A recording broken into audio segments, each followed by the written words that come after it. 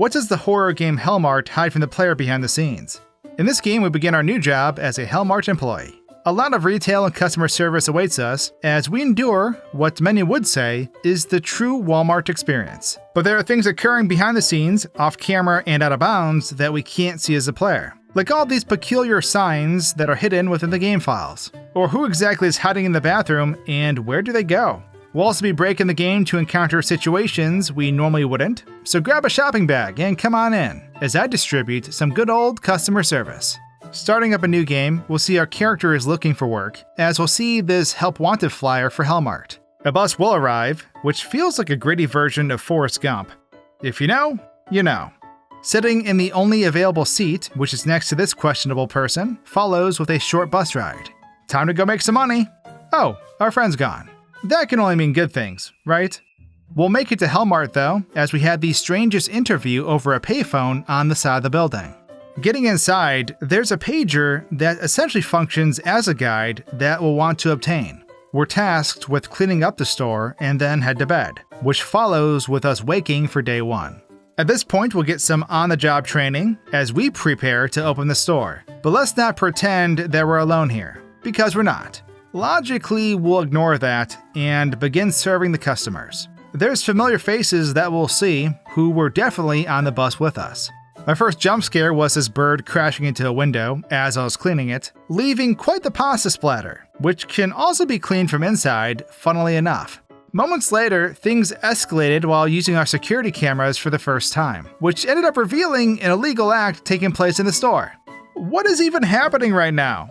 However, once reaching our quota, the night will approach, and now we have to deal with the night customers. The choices we make with these encounters, I believe, will dictate the conclusion of the game, so keep that in mind. I ended up letting this guy in, which seemed to be the right choice. However, you'll see the next night customer was sketchy, with the camera and lights flickering being a red flag. No soup for you. Dawn will arrive though, as we've completed the day, with it being time to go to bed again. Let's go back and take another look at everything we just went through though. So of course, the first thing I decided to do was to go and check out this city in the distance. As a player, we can walk about this area after breaking down some invisible walls. We can also find the bus standing by. Getting an overview look, we can see how most of the buildings back here are just floating about. As I came back down to the bus, the driver definitely caught my attention. You can see that it's this bald dude who is also sitting in one of the first passenger seats of the bus. We'll be seeing more of him. As you may already know, all of these passengers are going to end up being customers we serve. But funnily enough, you can actually avoid these rude passengers entirely. The player can pay the fare and sit in their seat, all while never walking into the vehicle, as you can see as I do this right here. I tried letting the bus run me over at this point, which sorta happened here, but later, when I made it back to Hellmart, I tried it again, which resulted with the bus freaking out as it impressively began breakdancing. One time I flipped over the bus, and another time the bus hit me and got sent in reverse, until it eventually fell off the map. However, back at all these buildings, we can see that they're unsurprisingly empty. It's time to make our way to Hellmart though, which is on the other side of the tunnel, as you can see from this aerial view. Waiting for the bus, you can see how we're merely a set of arms whenever we're holding an object, but will vanish completely when not holding anything.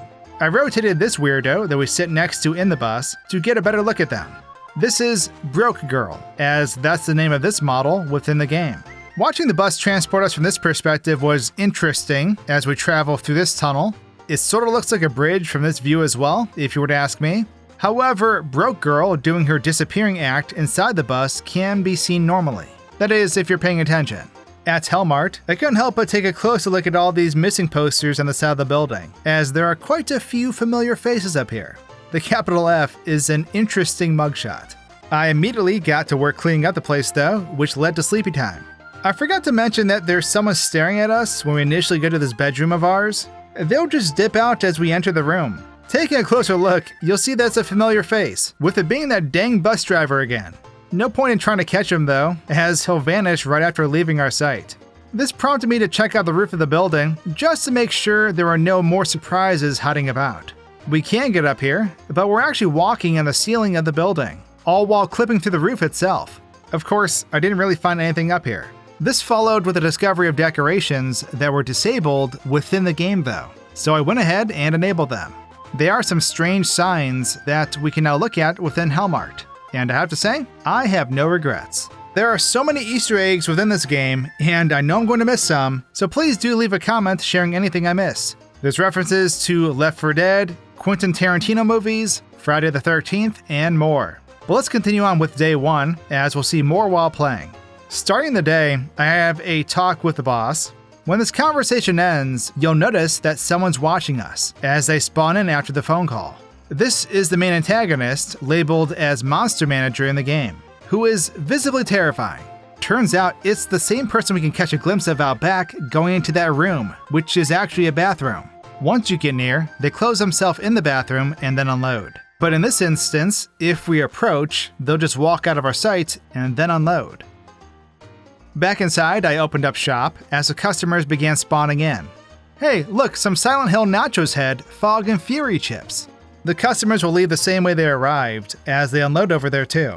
Most of these customers that we see, who are occasionally duplicates of one another, are labeled as Customer Generic, which was interesting to see while exploring the files. Doing this can make things stranger, as you can see. Thanks for shopping at Hellmart, ma'am. Back to work. So the guy that is in our store, who is having a little too much fun, is going to be a familiar face later in the game. We can see that he'll simply disappear once out of our sight. For science, I had to see what happens when we go outside at night. We all know the phrase, curiosity killed the cat. Yeah, in this case though, it was giant meaty arms that killed the Hellmart employee. Going outside at night is a no-no. We're back to where we left off now, so let's continue on with day 2. We start the second day with some good old snow shoveling, which follows with stock in the store. We'll do this at the beginning of each day basically. The customers can't resist these nuts. I can't believe I just said that. The boss will call, which results with new equipment and upgrades for our store, as we're able to level up essentially. I got started with the day though, which quickly led to this customer jump scaring me. Real cool guy. This followed with meeting one of the unique customers who is a priest. He'll ask for $10, and doing this will impact the ending in a positive manner. Customers will begin coming in, more and more, with these terrifying smiles. They're scary, but mostly harmless. The second night will introduce anomalies, which need to be eliminated as quickly as possible. Keeping them at bay will ensure your safety. Is this a Rick and Morty reference? Anyway, we've completed day 2. Time for bed. Day 3 is more or less the same, with some new inventory to stock, along with more unique customer interactions, like Broke Girl, who we were sitting next to on the bus.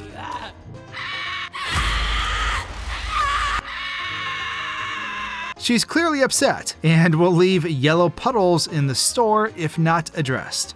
There's also this guy, who will steal from the store. Not on my watch. Nighttime on day 3 is when things get intense, as the boss implies over the phone. So buying planks is crucial, because now we're dealing with the monster, as we basically have to fend it off with the axe for the night. Keeping it at bay will result in the night ending, as we go to bed once again. Time to backtrack and take another look at all this.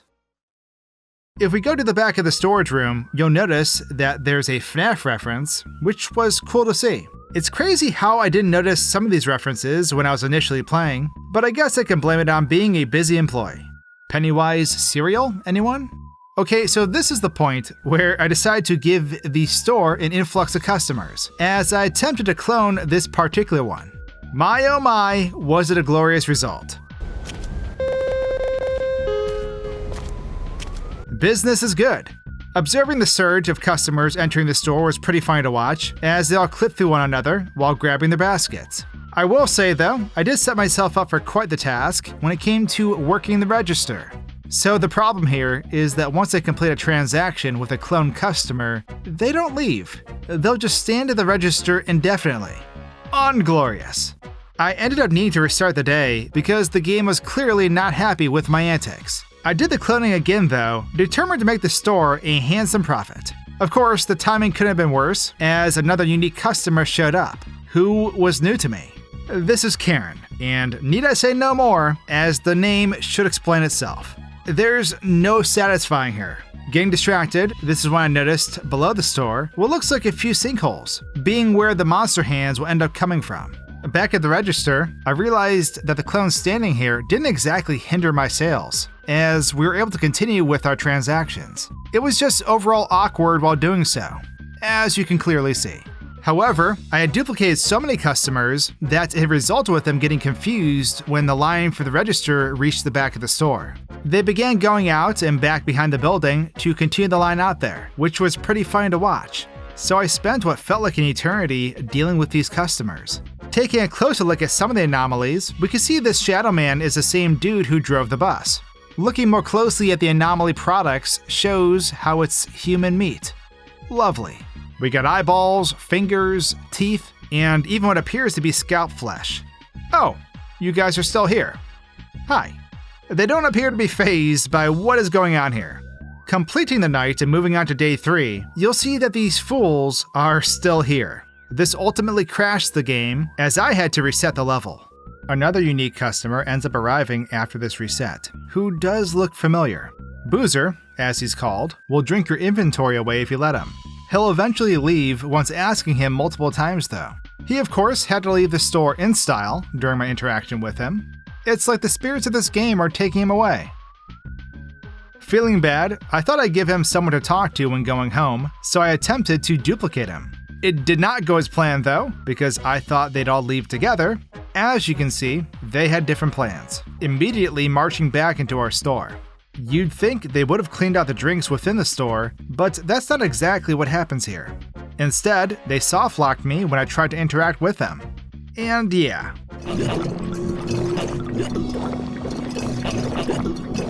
They just endlessly booze it up, drowning their sorrows one bottle after another. Going back to work, I had this jump scare occur, which happens really fast. I managed to freeze the game and catch the customer while they slid by quickly. As you can see, they just stare at you until you release yourself from the window. They'll just begin shopping then, as if they didn't just do something really weird. Between all the crashes and soft locks, I finally made it back to night 3. So let's focus on the monster invasion. We can get a better look at these terrifying arms that will break into our store. Following this one up and out of the building, we can see how it is in fact just an arm we're dealing with. It's basically the same deal with the rest of these entry points too, as there are quite a few of them that the arms can use. Monster Hand is actually what's labeled as in-game, but when hitting them, you can see how they'll just disappear after retreating. But it's time for day 4, as we continue on from where we left off. New items will arrive that we can stock, including this non-human meat, which I'm stocking at the moment. But this is when the stranger shows up, as it successfully scares me. Sweeping this interaction under the rug, I continued on, with what started to become a repeated theme, as we just need to keep serving the customers. Another unique customer arrived, who some of you may recognize. Roller Coaster Bravo. It's the hitman from the film No Country for Old Men. Regardless of how you respond to him, he'll eventually give you his quarter, stating that it's a lucky quarter now. Night 4 is also more or less the same, as we attempt to keep the weirdos out and help the others, along with fending off anomalies. Day 5 is once again similar to yesterday, as we continue the grind. We do have new products to stock though. More strange events will take place too, as you can see.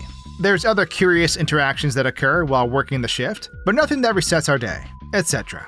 Night 5 for me consisted of giving shelter to 2 more customers, including Karen. Day 6, however, is when I managed to fully upgrade the generator, as I personally felt it was the best choice of them all.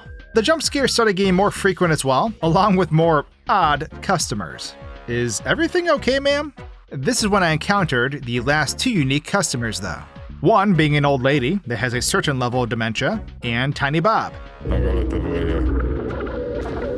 Whatever you say, Gigantor. However, this follows with another intense night as we made it to day 7. So let's rewind and go behind the scenes for all that. When this stranger shows up as the customer asking for cigs, you'll see it's as soon as we grab them that he appears as his true form. Even this customer was impressed with the transformation.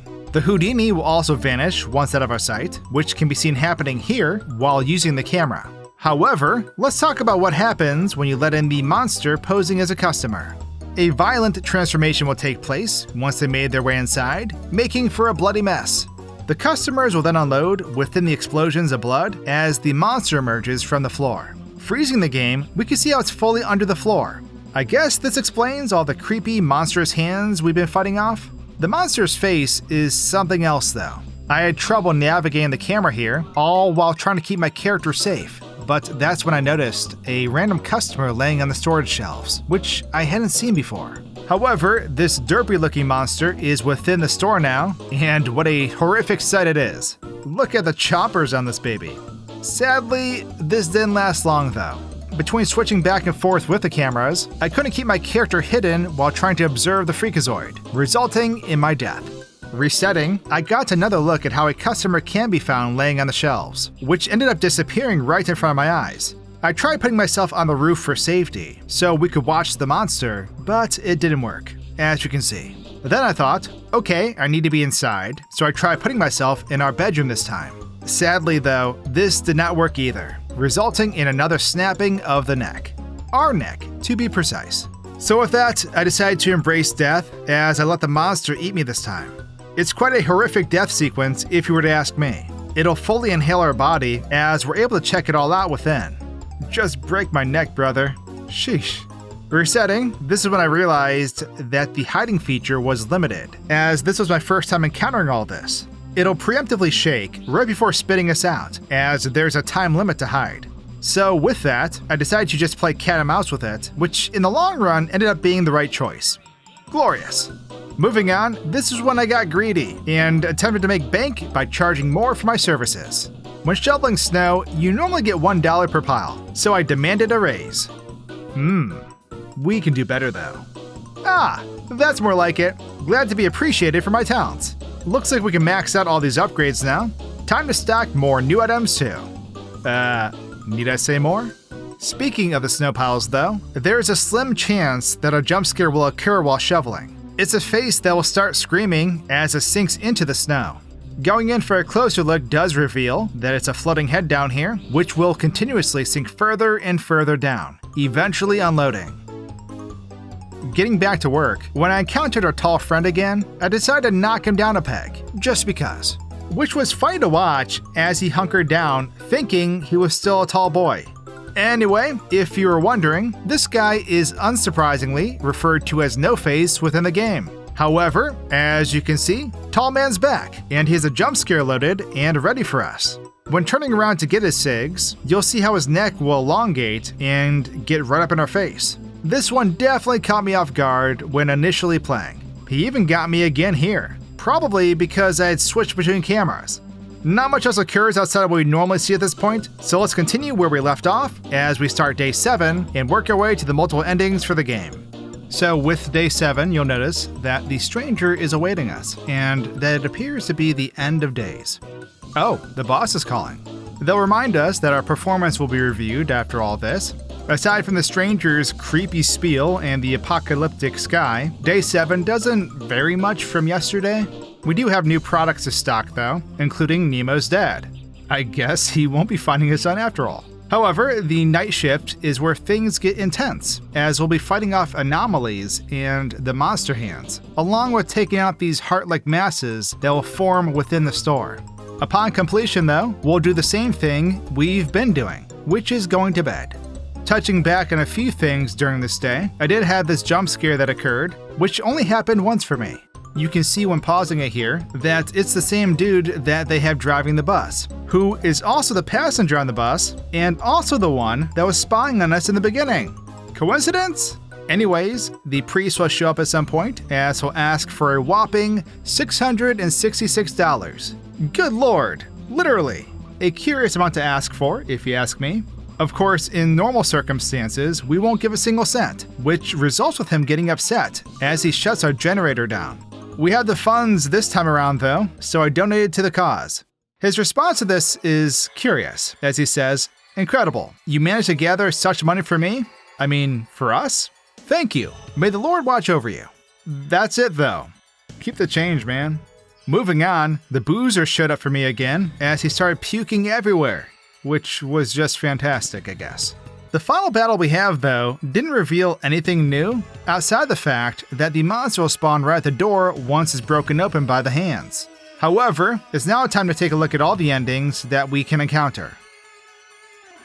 During my initial playthrough, I ended up getting the good ending, which gives us the Keys to the Kingdom achievement. Somber music will play as we open the door to a beautiful spring day.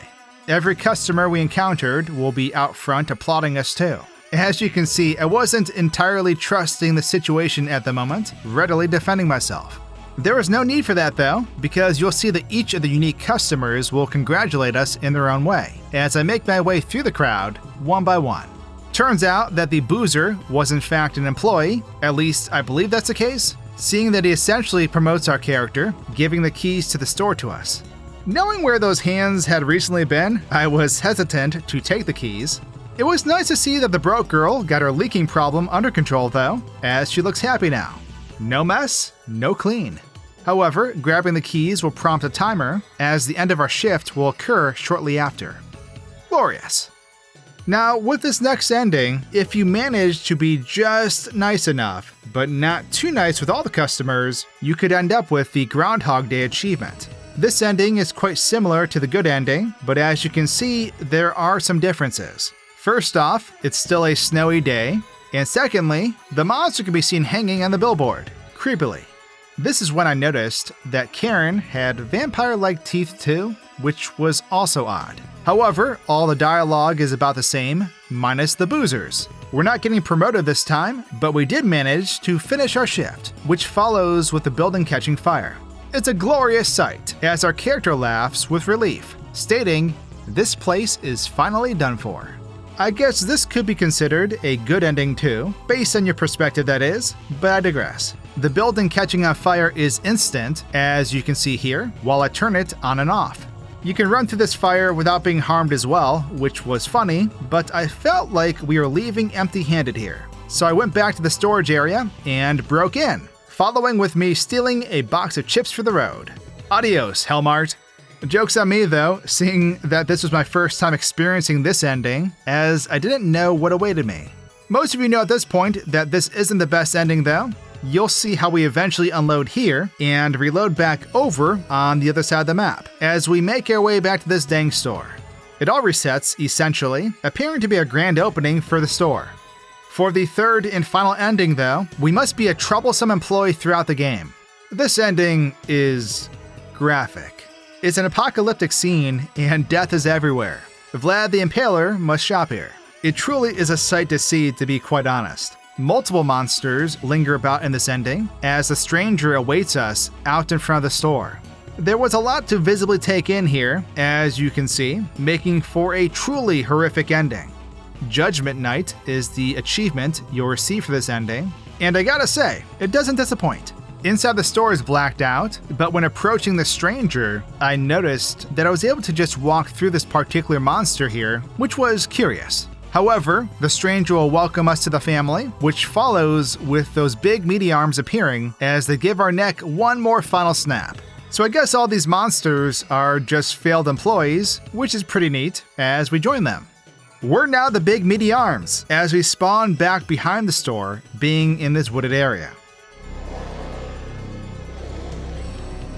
Making our way back up to the front of the store though, the bus will arrive as our character pleads for help. Looking within the bus, you'll see the bus driver is still playing it cool, as he'd just be chillin', with there only being one passenger aboard, that being Broke Girl. However, the game will end once we reach the bus, making for a truly bad ending. Not associated with this ending, but I did manage to find a jump scare version of the monster as it pops up from underground, and you can see the animation playing out on screen right now. With that though, we've reached the end of our behind the scenes look at Hellmart. I hope you enjoyed this unorthodox playthrough, and I will catch you in the next video. Cheers!